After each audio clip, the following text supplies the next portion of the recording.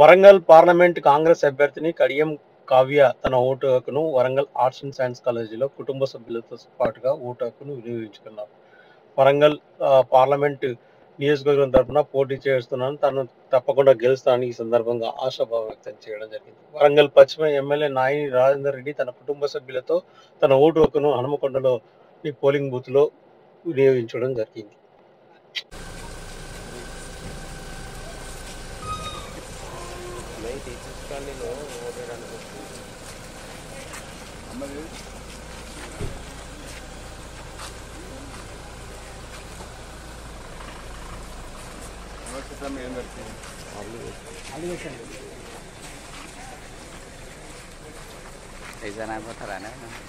నేను ఒక అడిగాను కొంచెం అందరితో అట్లా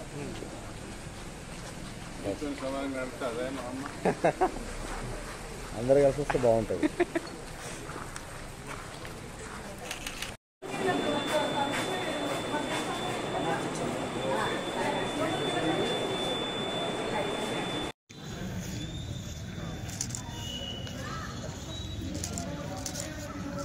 Done.